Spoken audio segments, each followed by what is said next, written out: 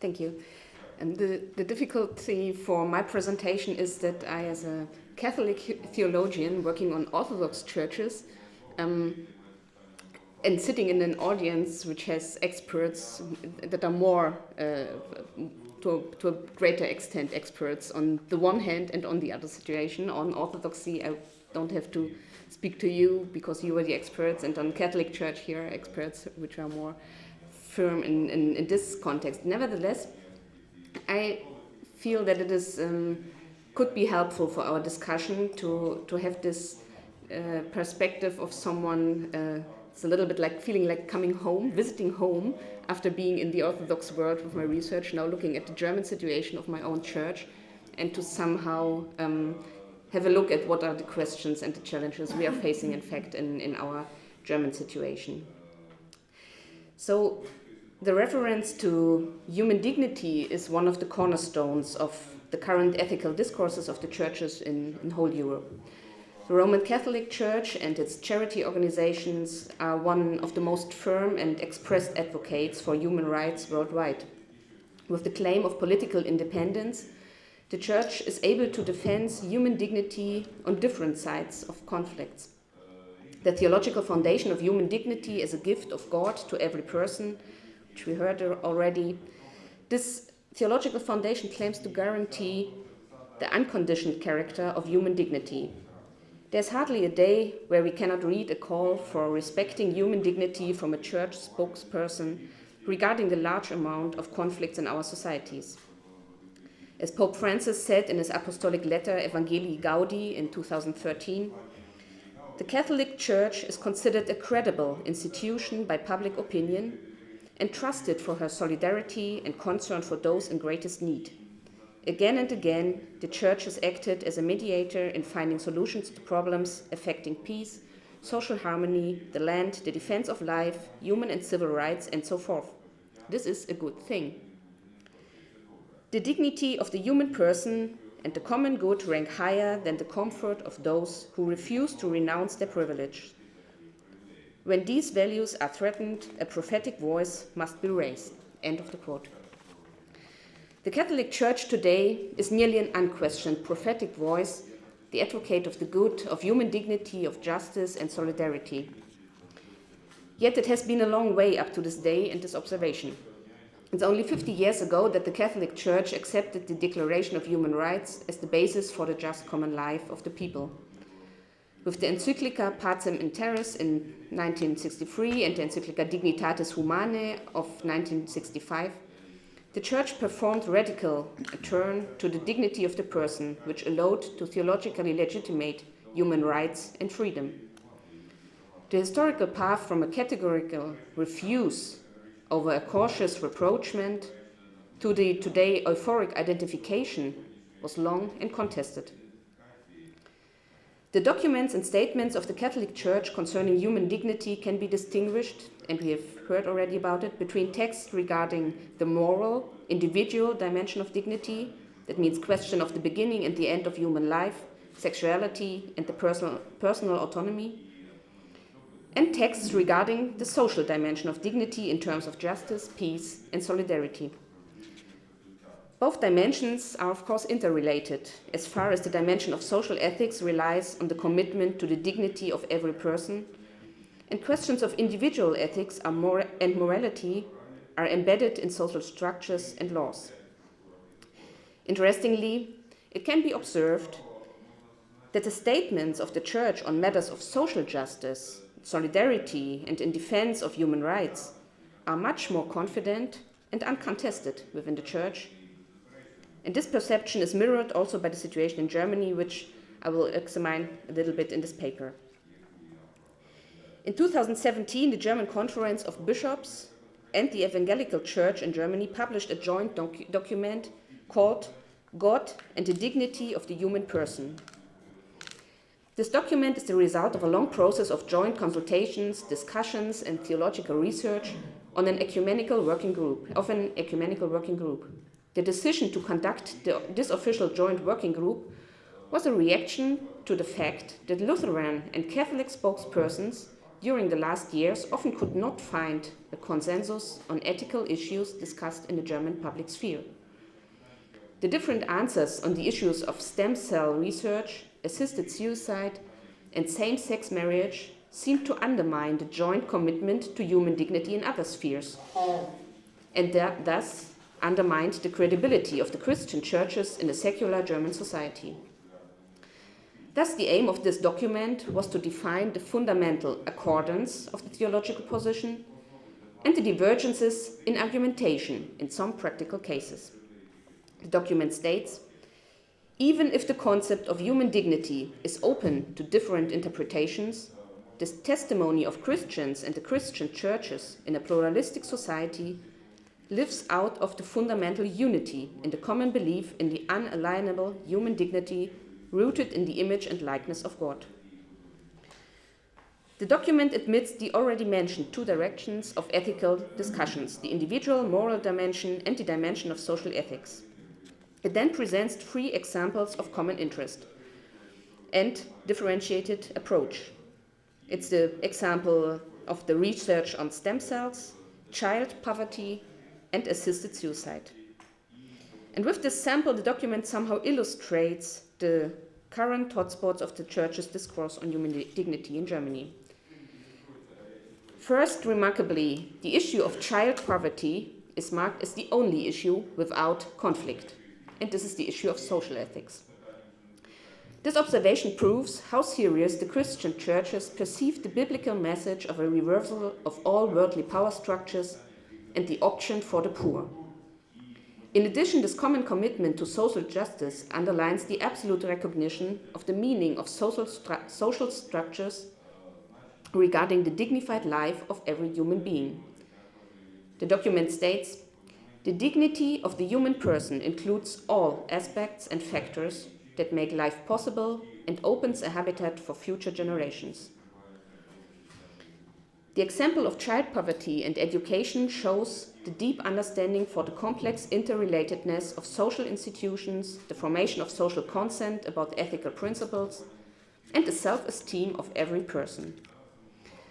By this, the churches acknowledge that not only human sinfulness hinders dignified life, but social structures and systems for which the churches accept some kind of responsibility too. Other examples in this direction of such joint and firm engagement of the churches for social justice would be the discussion on refugees, on migrants, but also on economics or on peace and on questions of environment. On the other side, nevertheless, the powerful common advocacy for social justice based on the common belief on human dignity evokes two further questions. Why a similar, forceful, and unanimous advocacy on the level of individual ethics is missing? And why a similar, forceful advocacy for structures that enable a dignified life for all within the church's own structures is missing? One possible answer to both questions may be the circumstance that both the dimensions of morality and the dimension of church structures are to a much bigger extent questions about the church's own identity. That would mean that in questions of structures of the society, the church perceives itself as an external observer, able to analyze and evaluate the accordance of social relations with its own demand for human dignity.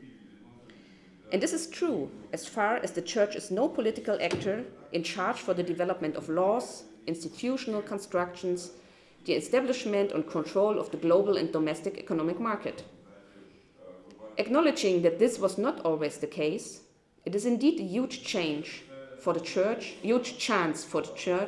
to advocate and to be an advocate and asylum for the poor and oppressed. And not at least this is a result of the by times very painful processes of secularization. But wouldn't that also mean that the church is not able to analyze and evaluate the accordance of its own structures and moral principles to its own demand for human dignity, due to a lack of critical distance to its own structures and anthropology? The recent huge crisis of the Catholic Church in Germany, which you are maybe aware of, and in other countries as well, has one of its main reasons within this paradox. With regard to the joint document and recognizing the particular aims and specific character of this document, it seems nevertheless puzzling that challenges for the defense of human dignity within the churches is not mentioned at all, although the public debates on these questions evolved exactly during the active time of the working group. So without examining the topic of sexual and spiritual abuse in the Catholic Church in detail at this point, it has to be underlined that it is the most painful and disturbing issue in the context of a church claiming to be the most credible defender of human dignity. The way the Catholic Church deals with the scandal in Germany as well as in Rome illustrates that the difficulties of implementing ethical principles and the claimed belief in the God-given human dignity into the everyday praxis of the Church. Taking the joint document on God and the dignity of the human person as a further background, two reasons for this puzzle are reflected also in this document. It's the inability to engage profoundly with human sexuality and the ignorance regarding power structures within the Church. Remarkably, and this is the second observation from the document, in the joint document, questions of sexuality and of same-sex marriage are explicitly excluded from the discussion.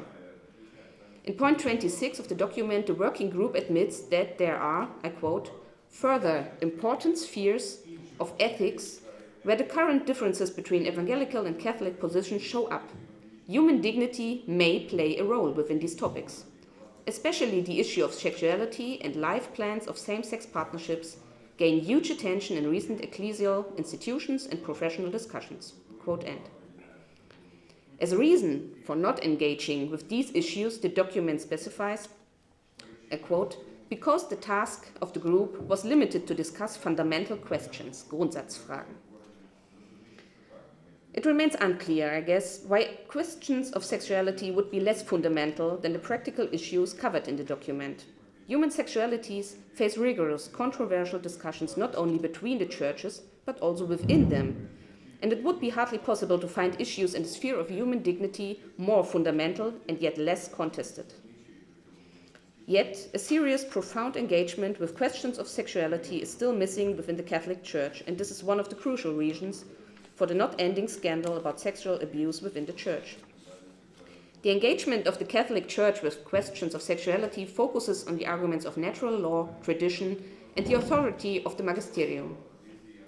Although the wording of the texts regarding human sexuality changed significantly during the last decades, the message did not change substantively. A good example in this context is the post-synodal letter Amoris Laetitia from 2016, which became the latest reference for any statements on a local level too. This letter characterizes family, love, and sexuality in a new and very valuing way. Yet, the rules have not changed. Sexuality is accepted only within marriage and is ordered to procreation by its very nation, quote from point 80. Gender theories are marked as ideology, point 56, and there are absolutely no grounds for considering homosexual unions to be in any way similar or even remotely analogous to God's plan for marriage and family, point 251.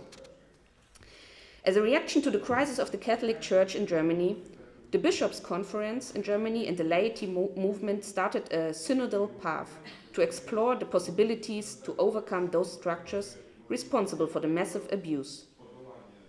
One of the working groups will engage or also already engages with sexual morality. Yet reforms in this field seem to be impossible due to the fact that, I quote, theologian, the restrictions inculcated in the past were defined as a core of Catholic identity. For decades, the Church refused to engage with the findings of social sciences, medicine, psychology on human sexuality, and so on, and not at least with the ideas of theologians in response to these new findings. As Magnus Street, professor of fundamental theology at Freiburg University, puts it, it is the fault of the leaders of the Church to have mined the entire field of sexual morality. Anyone who expressed moral theological views on questions of human sexuality and who tried to integrate the knowledge of human sciences into theology was easily sanctioned. For a long time, the efforts to assess sexuality from a theological perspective were characterized by hierarchy as an attempt to mingle with the zeitgeist. It was suspected a minor and slippy theological topic which liberal theologians use to bridge the growing gap between the everyday life of the believers and the church, yet without a genuine theological value. With the coming out of the dimensions of the sexual abuse within the church, the crucial importance of the issue of sexuality and the pressing necessity of coming to terms with the meaning of human sexuality became obvious. Talking about sexuality is not an issue forced onto the church by the modern world and sexual liberation anymore. Not talking about sexuality, about the bodily dimension of Christ, of love, of the priest, of nuns, bishops, and the Pope, about desire and human dignity, not talking about all of this became one of the main reasons for the reality of abuse within the church.